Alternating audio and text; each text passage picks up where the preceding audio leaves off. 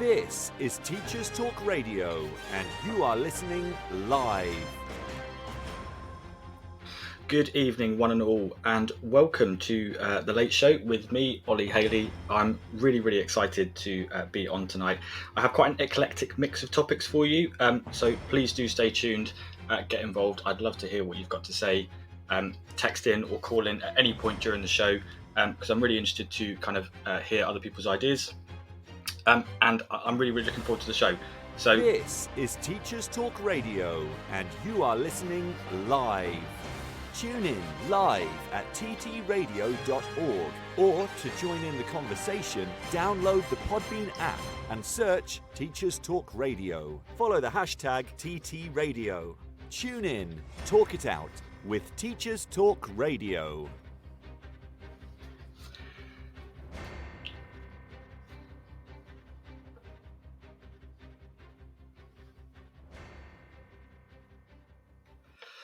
Okay, hello everybody. I can see that there's three. Hi, Alex. Alex, not shy and coming forward. Good evening.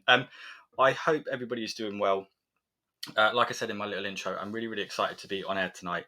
I've always been told that I've got the face for radio, so I thought that this would be kind of next to teaching, the perfect hobby or little project for me to take on. So just a little bit of background. Of course you did, Alex. You had to be here. Just a little bit of background about me, if you're not already familiar with me from Twitter or anything like that, which I suspect you may be. You may be thinking, "Oh goodness, he's pervasive, like some sort of miasma. He gets everywhere." So I am. I'm an English teacher. I'm based at a school in Bedfordshire, a lovely school actually, a really nice school. I've only been there for a week. It's been my first week. A week yesterday, in fact, that I've been at this new school, and I'm really enjoying it so far. It's all really positive. The kids are great. My colleagues are great. The systems are great. The culture, most importantly, is great. And so I'm having a really good time. I'm coming up to, well, I'm not coming up to actually. It's a few months away. It's about 6 months away now. It's about 6 months until I've been qualified for a year. So I'm currently in my first year of my ECT year. And it's going really well. I'm going to talk later in the show a little bit about career changing and my decision to change career and how I found it and the sort of things that struck me when I first entered the profession. But before that, I just want to kind of give a general overview of the sort of things that you can expect on tonight's show. It's quite varied. Like I said, it's quite an eclectic mix. So we've got all sorts of topics. I'm going to talk about school uniform. Because school, if you're on Edgy Twitter or on Twitter, you'll be aware that school uniform is an incredibly hot topic at the minute. Well, no, it wasn't actually. Not so much anymore. The fire has slightly died down. I think the embers are just starting to settle, and so I'm going to resurrect. I'm going to breathe new life into that fire. I'm going to pour some petrol onto that fire tonight, and get it going again. Because it was really interesting, actually. I'm not going to get into it just yet, but there were some really interesting discussions that emerged about school uniform and the different opinions that people have. So if you have any particularly strong thoughts, I would love to hear from you. So please do text in, because it's genuinely interesting, especially from my perspective as a newcomer, to find out what people who are already in the profession think. I'm then going to go and talk a little bit about myself, because it is my show. And so it would be remiss of me if I didn't talk about myself. And I'm going to talk about kind of being an early career teacher, how I found it, some of the things I've noticed, some of the things that I have that puzzle me, that confuse me. I'm also hopefully going to talk about things, we're going to explore, dip my toe into the muddy water of whether teaching is stressful. And have we overcomplicated teaching? Is teaching simple? Or do we as teachers overcomplicate it? These are the big questions that I'm going to be exploring on this show, and I wouldn't be able to do that if I didn't have the input of my guests. So, do you know what, Alex? This is really interesting. It's not the duty of the anti-uniform brigade to prove we don't need uniform. It's the duty of the pro to prove it's worthwhile. I'm going to, I think, explore that in a little bit more detail, Alex, because I've got a few quotes that I've plucked about from people who I think are in the pro-uniform brigade. I'm not going to name any names or anything, but I am going to give some quotes that I found from people in the pro-uniform brigade who have provided reasons for why they think uniform is necessary, why they think uniform should remain, why it should be kept in British schools. And it's really, again, it was really interesting as I was reading around this to see what different ideas were. And what I tried to do as well is I tried to collect a fairly broad range of data about countries from across the globe and their approach to uniforms, because I do think that school uniform is a peculiarly British preoccupation. We as Brits love the idea of a uniform, and I don't know why that is, but I do think attitudes are kind of changing slightly to the idea of uniform.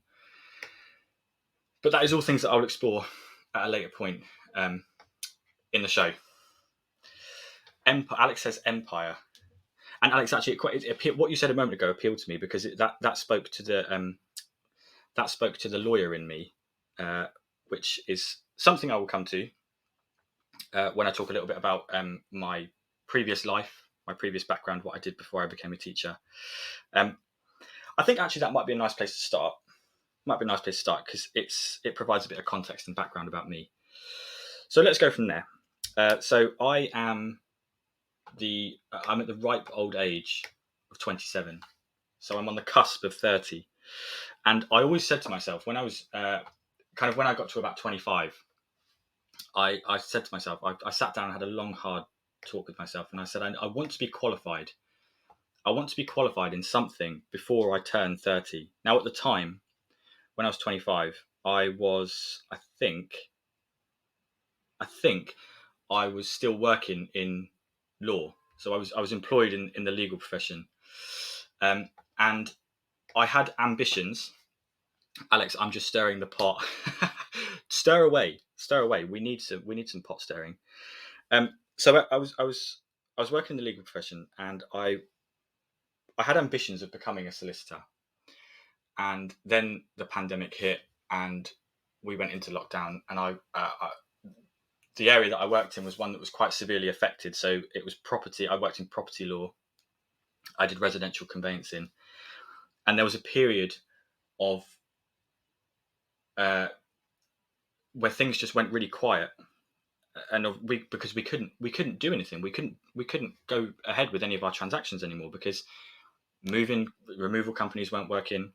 Everyone had obviously been ordered to stay at home. I won't say any more than that, given what's currently in the news. Everyone had been ordered to stay at home, and so we couldn't do anything. So I got furloughed. I was furloughed for 4 months, and over those 4 months, I started to think about whether actually was I doing something that I felt best reflected my attributes. Was I doing something where I was giving everything that I possibly could? And the answer that I came to after kind of 3 or 4 months of thinking about it, or probably about 2 months actually, was that I wasn't.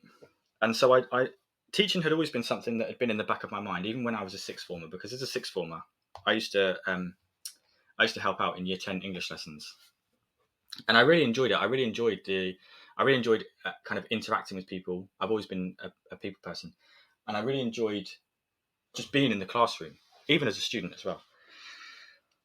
So I made the decision to change career, and I spent those 4 months retraining. And it's really interesting actually, because I found some stats online about the number of people who over lockdown thought about changing career. So it seems that I was one of 1.6 million people who thought about changing career to teaching. In fact, 1.6 million people considered changing career or thought about changing career to teaching during the course of the lockdown. And I was one of those 1.6 million people. And so I did everything that I needed to do. And I eventually got myself onto a teaching course. And it was really exciting time.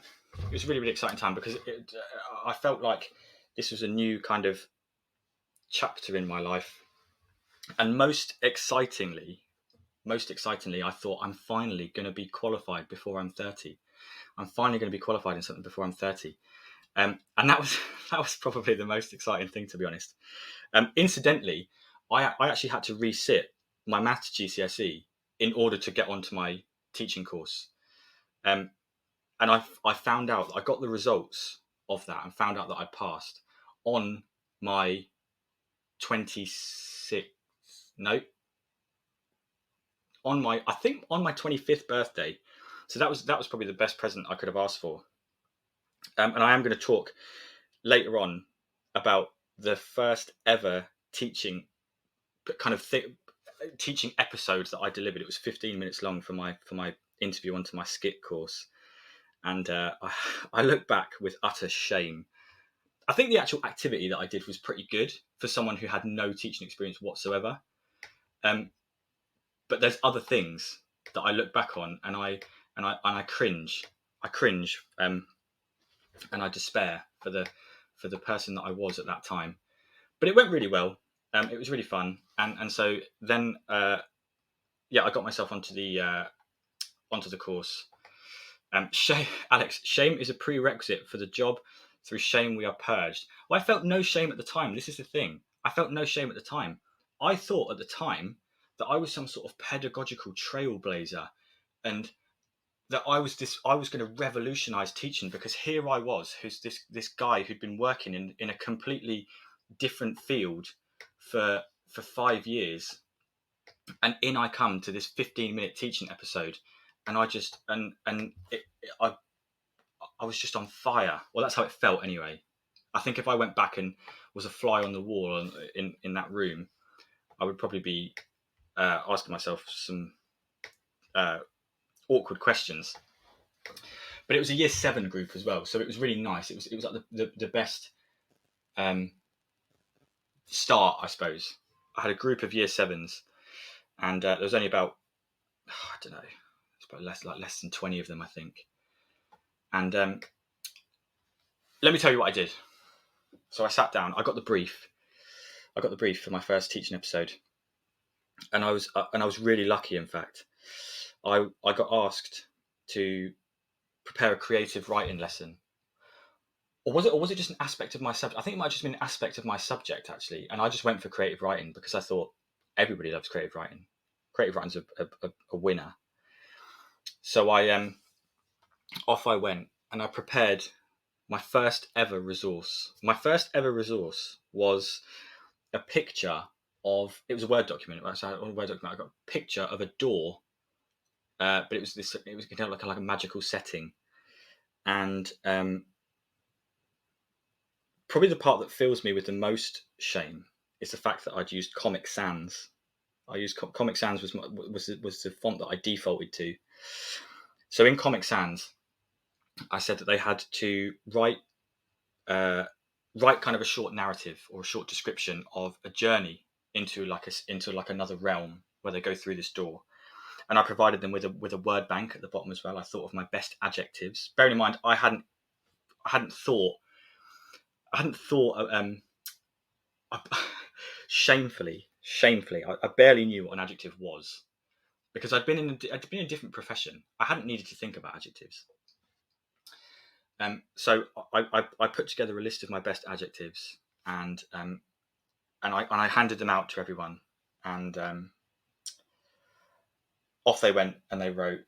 And I said at the end, does anyone want to share? Because they only had like 20 minutes or something, I think. And I got some feedback, and I remember saying to one of the students, my first bit of verbal feedback, I was like, well done, that was really good. You've used something called an oxymoron there. And then I proceeded to embark on a lengthy monologue about what an oxymoron was. This sea of blank faces just stared at me. Alex, some things are unforgivable, like Comic Sans is your only real crime here. I hasten to add that I've never used it since. And I've also learned through being on Twitter that there are Comic Sans is a font that divides opinion, I'm gonna. This is one of the many things that I've learned from being on Twitter. But I'm hopefully going to talk about that as well a bit later. So anyway, the point of that lengthy intro there, and that kind of insight into my first foray into teaching, it's just to kind of set the scene, because I'm hopefully going to talk later about the ways that I think I've developed, and the ways that I think I've developed based largely on membership of, being on Twitter. It's been a huge source of kind of professional development, I suppose is the best way for me to put it. So that was how I got into teaching. Now, I was struck when I first got into teaching. One of the things that first struck me, which I was amazed by and continue to be amazed by, is the number of acronyms, the sheer number of acronyms that are that pervade the teaching profession. We love acronyms, and whether that's acronyms for writing frames or even acronyms like ECT or NQT, all of those things, we love acronyms. And it was so hard for me to get my head around all these things when I first became a teacher, and then a trainee teacher, I should say. But there was another thing as well, aside from the acronyms, which and again, I still see this crop up now. So even as an ECT, I still see this sort of thing, and it kind of bothers me. I see a lot of blogs or articles or books or CPD sessions, whatever it is, all targeted towards ECTs and NQTs, and they generally say something like, or they've got a title like how to survive your first year of teaching. And it's strange. It's strange because I saw one recently on Twitter, how to survive your first year of teaching. And as someone who's in my first year of teaching, I sat there and I thought, I don't want to survive my first year of teaching. Why can I not thrive in my first year of teaching? Why can I not even, perish the thought, why can I not even enjoy my first year of teaching? I think it's a really strange thing that and I wonder as well how much that contributes to the stress levels that teachers experience, or maybe not so much experienced teachers, but new teachers like me. I wonder how much because obviously we all know there's the retention rates among teachers, I think, are shocking. I don't have any stats on me, but I know there's an oft quoted one, which is like within the first 5 years, so many teachers leave. Like not many, or quite a large number of teachers leave within the first 5 years. And I wonder how much these things about surviving your teaching career contribute to that. It's certainly not put me off. I'm not. I love my job and I really enjoy it. But I have seen an alarming number of other ECTs over the last few months handing in their notices, leaving the profession altogether, going on to other things, or actively looking for other jobs. And I've got some. This is something I have got some stats for, but which I'm gonna hopefully return to at some point. I did say I'll probably be bouncing from topic to topic.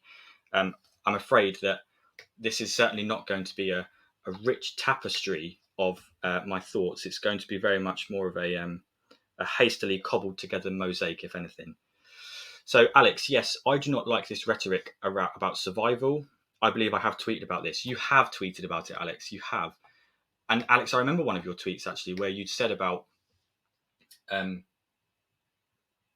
was it? It was something about teachers crawling to the weekend or crawling to the end of term. We don't see that from other jobs. I'm not saying it doesn't exist, because believe me, it does. I've worked in another industry where there were some times where I did used to crawl to the weekend, and I did used to count down to how many days left to the weekend. How much closer am I to the weekend? But you're right, Alex. There does seem to be a huge the discourse around that in education is it seems to be everywhere. It seems to be everywhere. Even kind of tongue in cheek tweets like only so many weeks until only so many sleeps until the end of term, only so many weeks until summer, or things like that. And it's strange. I wonder how many other professions go through something like that. Maybe we just don't see it because we, like estate agent Twitter, for example. Maybe on estate agent Twitter, if there is one, maybe they're all crawling to the weekend. Maybe they're all looking forward to their week off, or maybe on I don't know, maybe on any other profession's little corner of Twitter, they're talking about their time off as well. We don't know, but certainly in teaching, it's there's a lot of it. Anyway, I've massively digressed because I was actually started off talking about uniform, didn't I? And off I've gone on a huge tangent. So I'll pick up from where I left off, which is the last thing I remember saying about uniform is it's a strangely British preoccupation. And there's some really interesting ideas around school uniform. And I'm going to read some. I'm going to read some things, some reasons that I found. Key reasons, I hasten to add. The key reasons for head teachers say school uniform is a good idea. There are 1, 2, 3, 4, 5. There are 5 reasons. Number 1, wearing it gives children a sense of belonging to their school. Number 2, it helps pupils share a common identity regardless of finance, background, culture, or religion. Number 3, it removes peer pressure to buy designer label clothes and shoes that not all can afford. Number 4, it helps children and teenagers get ready to learn. Getting into school clothes signals that the day has started and helps sharpen the brain for learning. Number 5, it makes the busy morning routine easier. No more rows and decisions about what to wear or whether it's cool enough. Everyone's in the same boat. Now, if there's any that I agree with, it's definitely number 5. Because if you're anything like me, deciding what to wear in the morning is a stressful endeavor. And so having a uniform is obviously a really it's a safety net almost, because you know you're going to wear the same thing Monday to Friday. There's only one that I really take issue with there, I think, and that one I'm trying to. There's people texting in, and I can't scroll down. I can't see what people are saying. But there's only one that I take issue with there, really, and it's the 4th one. It helps children and teenagers get ready to learn. Getting into school clothes signals that the day has started and helps sharpen the brain for learning. Does wearing a school uniform have any effect on the cognitive functions, on our cognitive architecture? Is our cognitive architecture dependent on the wearing of a school uniform? Alex, all of my clothes go with all of my clothes. Fashion icon Alex Wright.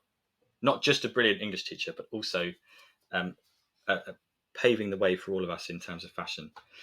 So this is where I want to get more of my guests involved, because I can see I've got 12 people.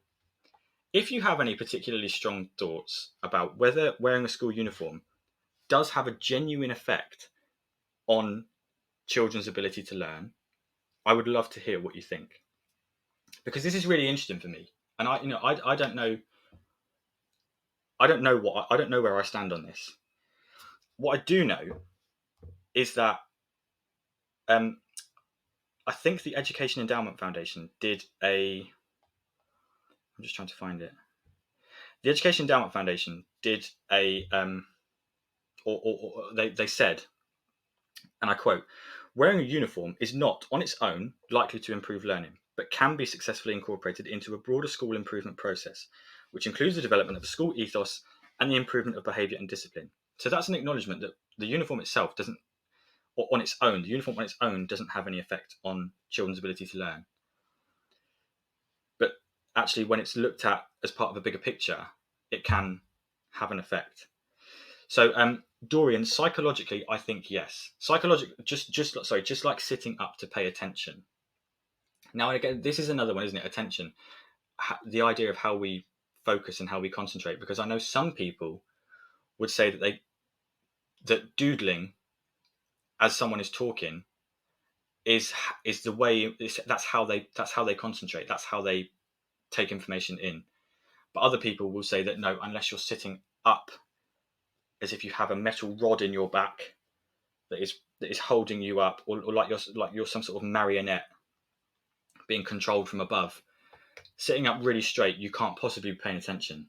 But I'm not sure that's the case, because I have, on a number of occasions, tried to, if I think a pupil's not been listening, and I've just given an explanation, I'll call on that pupil and I'll say, okay, repeat back what I've just said. Now, this pupil for the last 5 minutes has been staring out of the window, watching a seagull walk past, and they repeat back almost verbatim what I said. And so it's really interesting that we think sitting up is an indicator of paying attention, because actually, I don't necessarily know if that's always the case. Okay, so we've got some good ideas coming in. So, Alex, I bet that bigger picture depends way more on quality teaching. 100%.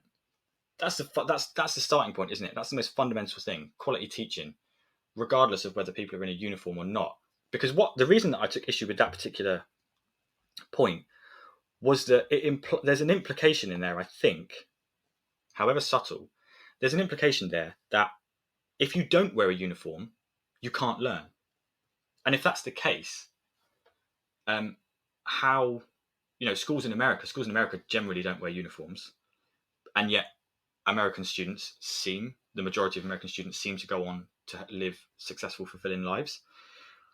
And we don't wear uniforms at university, and yet we've all come out, as teachers, we've all come out with degrees, which would suggest that, in amongst other things, we have learned something,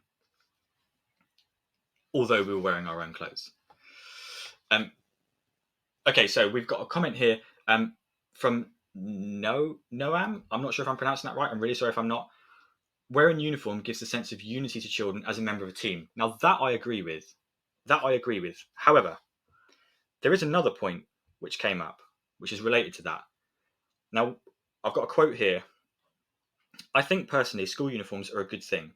They give young people a bit of identity and take away the competition of who's got the best trainers or t-shirt. Which, broadly speaking, I agree with. But there was something in there. They give young people a bit of identity.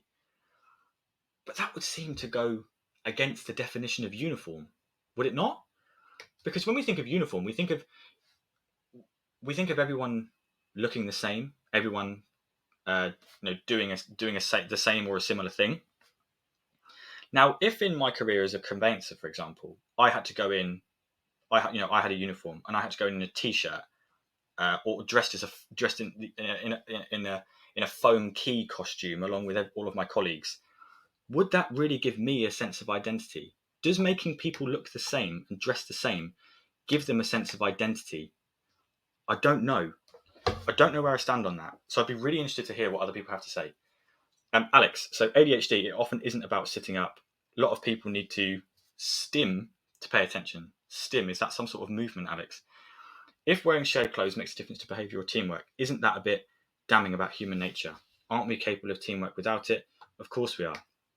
Of course we are. We are. Absolutely we are. Because we've all been in seminars, again at university, or again inset days, or I recently went to, recently, it was September.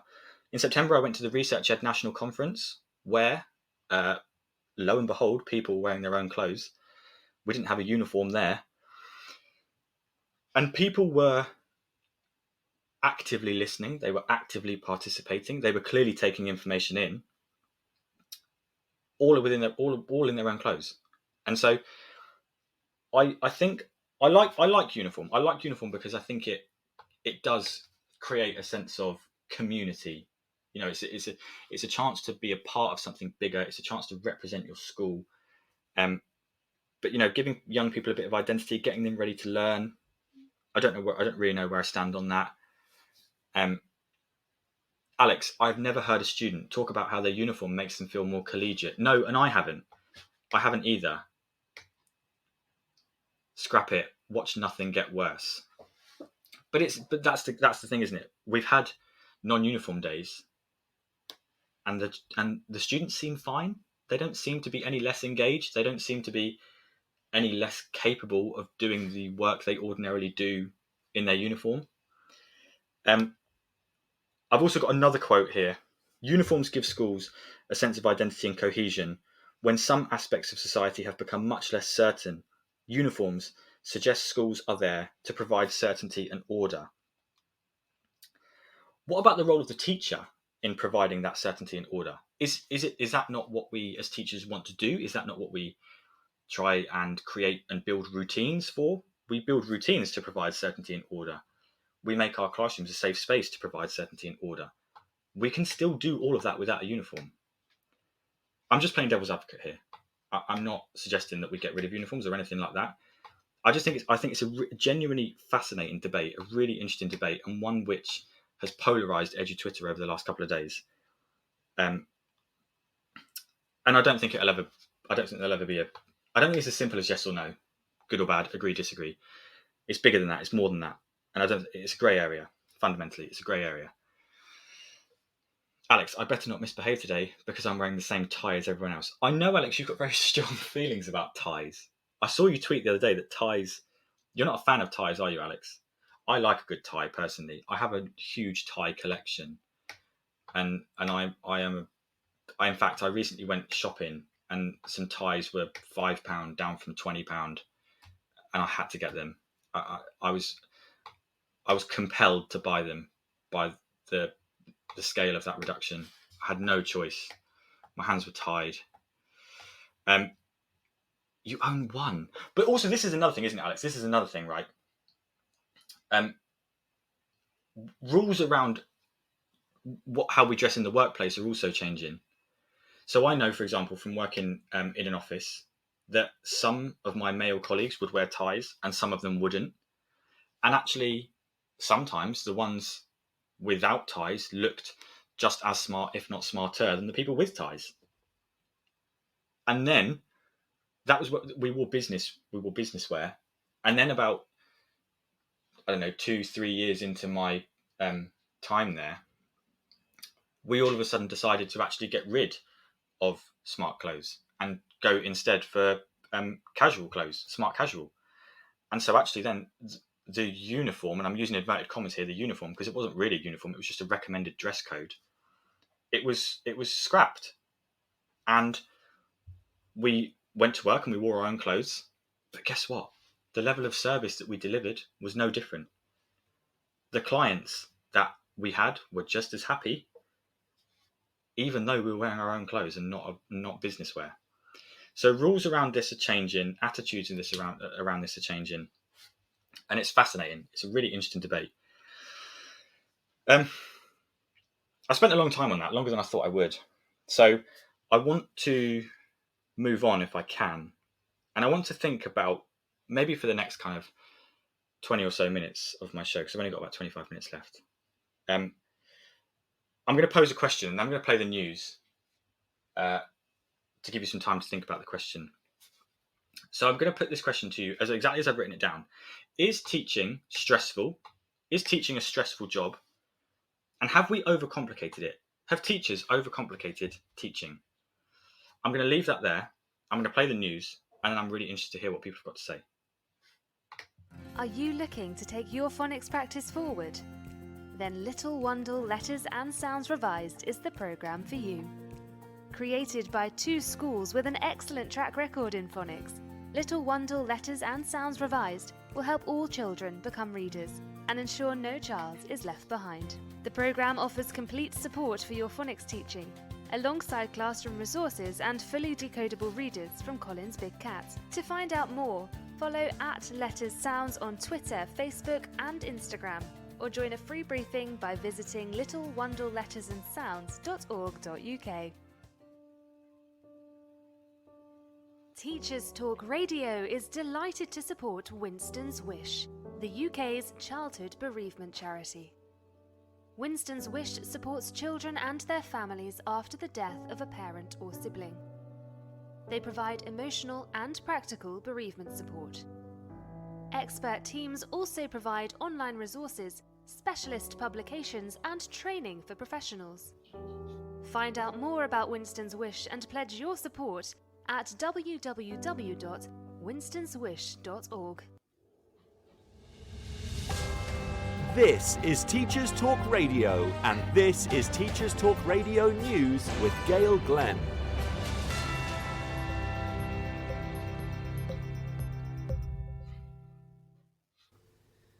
As schools across England struggle to remain open as a result of high staff absence, many head teachers have an army of volunteers on standby. Nadeem Zahawi has stated that 8.5% of teachers are in isolation currently, and the Department for Education is working on plans to cope with possible absenteeism of up to 25%. Vicky Bingham, head of South Hampstead High School, said she is building an army of helpers in case of need. She tweeted, "Everyone is so kind. We've even got a hierarchy for the Ghostbusters, who are you going to call moment, for our cover supervisor. We had so many different types of kind offers, I decided to prioritise them for him. All volunteers will need to receive a DBS check to work unsupervised in schools."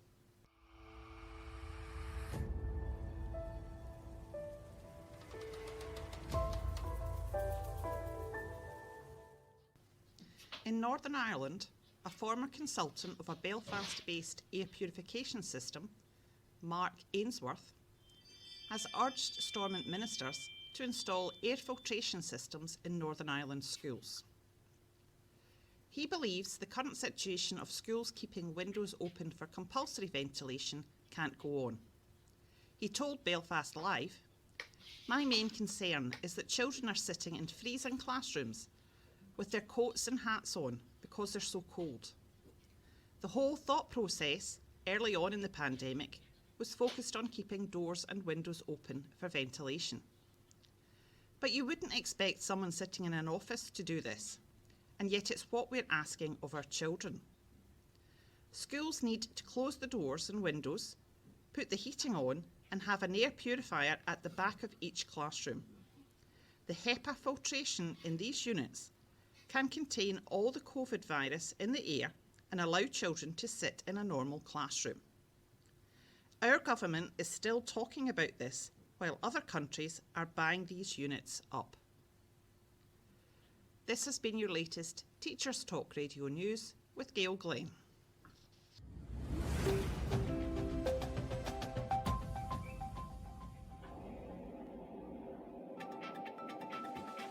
This is 2 Minute Tech with Steve Woods, your tech briefing on Teachers Talk Radio. Last week I looked at some free apps for the New Year's resolution of getting fit and healthy. This week I tried a few things out and I'm ready to present my findings. First up, the free version of MyFitnessPal. There's an old age saying that 90% of fitness is in the kitchen. If you want to get in shape, you have to have the right building blocks to do so. With this in mind, I set out to log everything I ate, and for good measure, I even broke out the scales to get portion sizes correct. My first discovery is that 45 grams of granola, the recommended portion size, is nothing like the portion I've been having. In fact, I'd go as far as to say that it wouldn't even fill a hamster. Realising I was eating 3 or 4 times the portion I was supposed to has made me think about my other choices, so I ate the recommended 45 grams and logged the milk. I was surprised how easy it was to find foods in the search feature, even supermarket brands. The app gave me a calorie target based on my weight, height and goal I'd chosen. As I had a coffee, I decided to map out my day and stick to it to stop myself cheating. After a week of tracking, I reviewed what I was eating. I could see where most fat and calories were coming from, allowing me to consider, I'm not promising anything, where I could make changes. The question you want me to answer is, did I lose weight? The answer is yes, but I think my next experiment had the most impact on that. Over the break, I managed to fall asleep watching TV and woke up to an infomercial on a DVD box set to get fit in 60 days. 60 days sounds quite quick, but thinking about it, it's practically 2 months. However, I did a bit of research and found a program that didn't need any weights or equipment, just floor space. I picked up the Insanity Workout series for around £35 on Amazon, my thinking being you'd pay that for a month in a gym and I get to keep this forever. Now, I will confess, I do consider myself quite fit already. However, nothing could have prepared me for this. With Sean T, the amazing energetic coach, screaming, "Dig deeper!" and about 20 fitness professionals bouncing around what looked like a high school gym, I've spent 45 minutes a day for the past 6 days, jumping, stretching, squatting, and definitely sweating. Being honest, I was ready to tap out after the warm-up on day 1. I'm not going to lie, I used muscles I don't think I've ever used. By day 3, even sitting still and lying in bed at night hurt. After pushing through today on day 7, a rest day, the pain has subsided and I feel great. I just have one word of warning: if you're looking to do something like this, the long walk from the car park with a load of books may be impossible in the first week. Read the disclaimer, this is not to be taken lightly. In conclusion, I can't see myself keeping up MyFitnessPal once the novelty wears off, but it has made me look at my diet. A DVD fitness program for me is great. Finding 45 minutes is not always easy, and if you want to try before you buy, if you're a member of Netflix or Prime already, there's programs on there which are already in your subscription. Next week we're back to Tech for Teaching. I'm Steve Woods, and this was 2 Minute Tech. 2 Minute Tech with Steve Woods, your tech briefing on Teachers Talk Radio. Okay, and we are back. So the question that I posed before the ad break was, is teaching complicated? Or sorry, is teaching stressful? I said complicated because I've got that in my mind for in a moment. Is teaching stressful? Have we overcomplicated it? This is another really interesting debate, and I expect that this will probably take up the remainder of my show. So we've got until 9 o'clock, so about 19 or so minutes. In terms of how this compares to my previous job, so residential conveyancing, that was a different type of stress. So we operated on a kind of volume basis. We had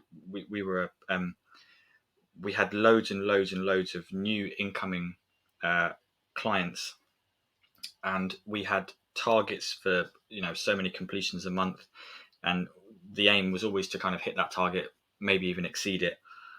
Now that was stressful between the hours of 9 and 5:30, but after 5:30, your day finishes at 5:30. You go home, you don't necessarily think about work until the next day. With teaching, it's different. Maybe this is because I'm still quite new to the profession, but my day doesn't necessarily stop at 3 o'clock. And I always remember one of the first things that when I told my colleagues that I was going to be changing career and to become a teacher, one of the first things that someone said to me was, "Oh my goodness, you're so lucky, 9 till 3 and all those holidays." And I kind of laughed it off at the time. And then it's only now that I'm actually doing the job that I realize it is so much more than 9 till 3. And the holidays are, I think, necessary in order for teachers to recharge and get themselves ready for another kind of quite intense period. I think I remember hearing something that, teachers work like 10 months of the year, but those 10 months, because they're so intense, it's basically equivalent to working like a full year in another job or something like that. That's not. I don't have a source for that. I think it's just something that I heard. But my day doesn't stop when I come home at 4. My school day finishes at 4 o'clock now. So if I get home at say 4:20, my school day doesn't end. I'm still thinking about work. I'm still thinking about things that I've got to do the following day. And I think teaching is one of those professions where you are thinking about what's happened during the day as well. Obviously, you're constantly reflecting on lessons that didn't go so well, or things that you could have explained better, or situations that you could have dealt with differently. And so it's really interesting. There's also something which I remember reading, which I think comes from Mark Enser. I don't know if I think I'm right in saying that. Apologies, Mark, if I'm not. But Mark said something like, teaching is fundamentally simple, but doing those simple things well is complex. And for me, that captures the essence of teaching. When you think about it, teaching is essentially us as experts in our discipline trying to help our pupils get up to a certain level of proficiency in whatever it is that we're teaching them. And so it should actually be quite easy to do that. But actually, there's so many variables. It's so much more nuanced than that. And there's so many things you have to consider. Alex, we have overcomplicated it. I think we have. CAPS, of course, you have to plan the next day. Oh, sorry, that's in relation to the school day not finishing. Absolutely, you have to plan the next day. Well, certainly I do anyway, because I'm not at a level yet where I have the experience to just go in and kind of deliver a lesson based on what's in my head. I'm not there yet, although I hope to be one day. But that's so true. Doing those simple things well is difficult. It is tough because, and I find this all the time, sometimes we can suffer from the curse of knowledge, and we can think that just because we understand something, just because we've explained it, it means that pupils have got it and they should be able to do it. And there's nothing more frustrating than setting a task that you feel you've done so clearly, and hearing a student say, "I don't get it," because you think, "Come on, what is there not to get?" But we forget that was us at one point, or that will be us at some point. Me, for example, I'm rubbish when it comes to anything to do with anything physical, and by that I mean I don't know. Take for example putting an IKEA flat pack together. I don't know why. I find it really difficult. And if I have people saying, just look at the instructions, you literally just do this. But we all, and the same with driving. When we learn to drive, or when we're in the car with the learner, and we think, come on, the roundabout. You're at a roundabout. It's just give way to the right, and there's no one there, so just go. But we forget that we were all there at one point. We were all novices, and it's difficult. It's tough. I wonder as well how much imposter syndrome contributes to the stress that we as professionals sometimes suffer from. I've got some really interesting stats here again. So teaching, I think in a survey done by the Health and Safety Executive, teaching or education was rated as the third most stressful profession in the UK, beneath welfare workers and nursing and midwifery professionals. So there are 3,090 cases per 100,000 workers in nursing and midwifery. There are 4,420 cases per 100,000 with healthcare professionals in the 3 years since 2014. And there are 2,640 cases per 100,000 for teachers. So teaching, one of the most stressful jobs in the UK, which is quite stark, really, really stark. I've got more here. 89% of school leaders in October 2020 reported being very stressed. Now, I suspect that COVID had some impact on that. In fact, I would almost guarantee that it did. Up to 61% of teachers are actively considering finding a different line of work. 50% of those leaving the education workforce do so due to stress-related reasons. 47% of teachers report experiencing depression, anxiety, or panic attacks due to work-related stress. And I wonder how it's got to this point. I don't know enough to talk about it because I'm very new to the profession. But I'm sure there's loads of factors at play. Part of the thing for me, though, that contributes most to not stress. I wouldn't say stress because I don't feel like I'm stressed in my job. But that self-imposed pressure is just wanting to be better, wanting to be good enough, wanting to succeed, wanting to positively influence pupil outcomes. I don't think I'm alone here. I think pretty much every teacher across the country wants all of those things. But I do put a lot of pressure on myself to get those things right in teaching, to get those simple things right, which isn't always easy to do.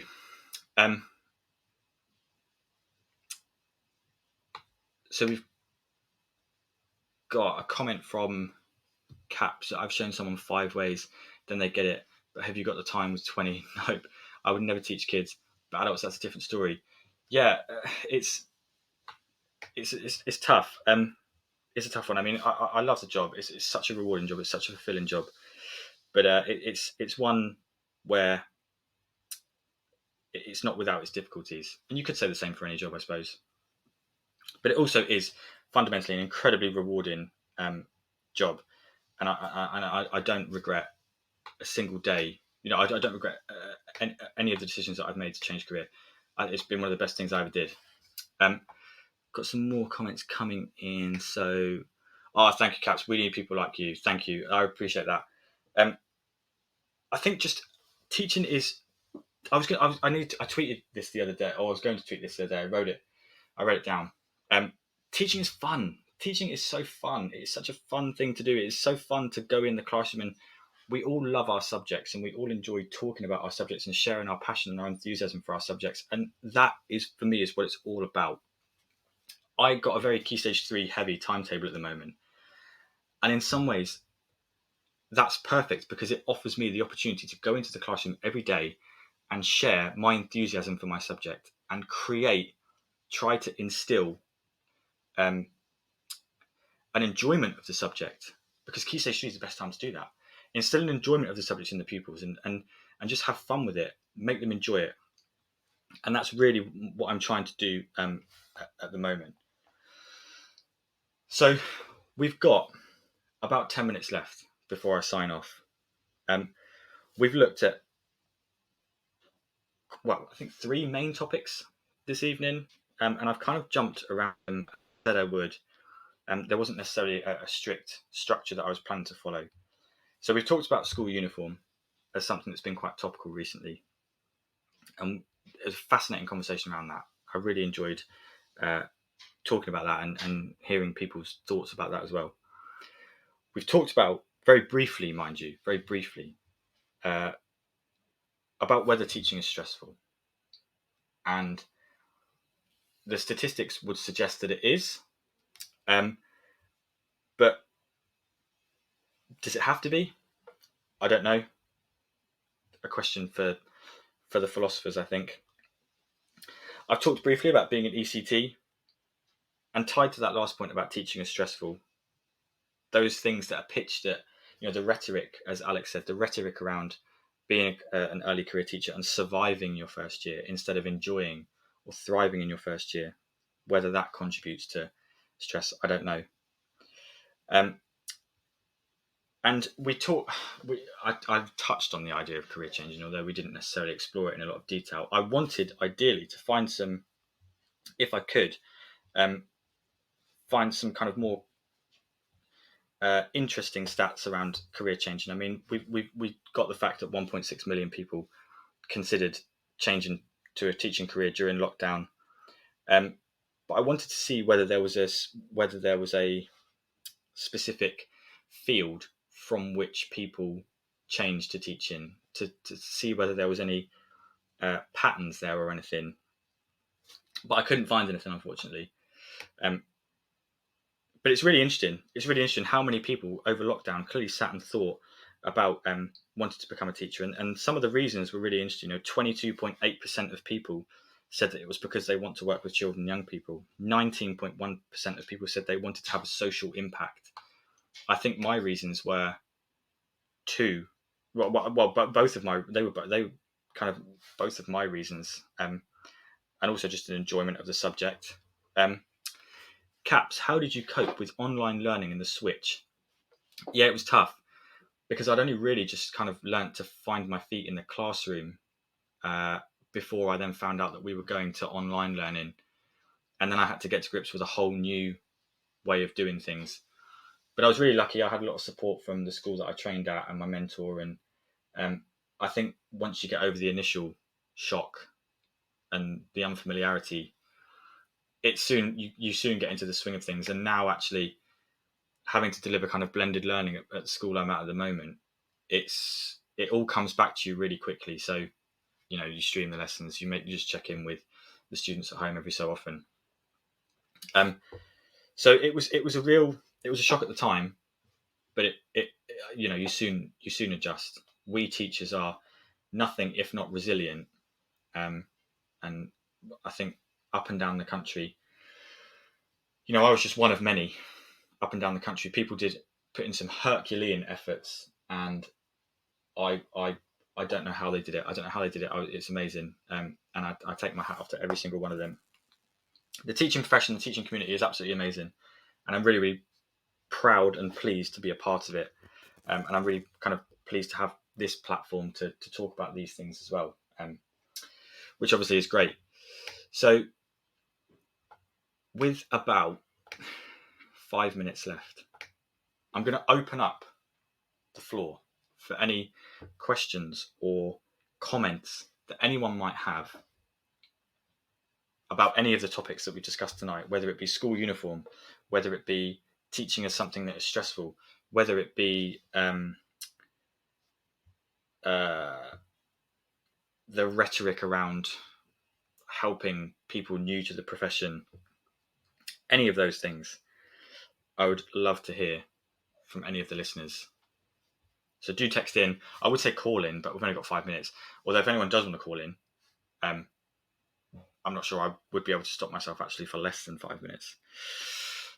But I would love to hear from what people have got to say. This is where it's going to be a bit like talking on, teaching in a remote lesson, because you're kind of shouting into the ether and you're not sure if anyone's actually there. And you're waiting for someone to say something and you're just kind of sat there with bated breath as the suspense gradually builds.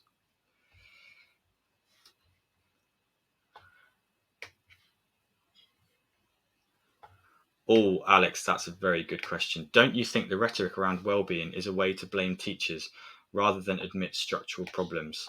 I think, Alex, 5 minutes is not long enough to talk about the things to do with, the issues around well-being. I think, Alex, you touched on this in one of your recent shows, didn't you? And I know you tweeted about it and actually got a really good conversation going on Twitter, which is something else I wanted to talk about, but didn't get time, unfortunately. Maybe we'll save that for another show. I think there's a whole host of issues around well-being. We sometimes associate well-being, don't we, with putting a poster up and going, okay, we've done our bit for well-being this week. Just make sure you talk to each other, and that's that. Or well-being is a bag of giant buttons in your pigeonhole or something like that. But actually, it's much more. It's much more than that. I don't know enough about well-being to. I'm not in a position to talk much about that. But what I do know from working in education and obviously in law as well is that well-being, I don't think is. I don't know what the solution for well-being is. It's a difficult one. It's a tough one. I think that's one of those things like uniform, which is a bit of a grey area. It's not as simple as A or B. And it's one of those things that I think people are always going to be divided over. One of those things people are always going to disagree over. I know Kat Howard, she wrote a fabulous book, Stop Talking About Wellbeing, which I have yet to read in full, but I've heard really good things about it. So I'd be interested to explore that. No, Caps, you're quite right. The solution is never found. What is the solution? I certainly don't know. I am, alas, I'm just a lowly ECT embarking on this long road. With that, we come to the end of my show. It's been really fun, actually. It's been really fun. I've had a really, really good time. I hope you listening have enjoyed it. Thank you so much to those of you who got involved. Thank you especially to Alex Wright. I can always count Alex Wright. Thank you to Caps. You've been very vocal. Pastoral Pete, DHT, culture is the solution where staff have confidence that decisions are taken in their best interests. Yeah, love that. Absolutely. Yeah, love that. School culture is so important. And that's one thing that my school is, the school I'm at now, is really, really strong on, is the culture. It's really strong culture. And I'm really, really grateful and lucky to have that. So thank you again to all of my listeners. Thank you for joining in. Thank you for participating and putting your messages in and sharing your ideas. It's been really, really fun. I hope you've enjoyed it as much as I have. And I can't wait for my next show, which will be in 2 weeks. So I think it will be the 27th of January. So if you've enjoyed this, please do tune in again, where I'll be talking about lots of other interesting topics, I'm sure. So thank you. And just remember, the days are getting longer again. Sunrise is getting earlier, and sunset is getting later. So we're nearly there, guys. Hang in there, and thank you.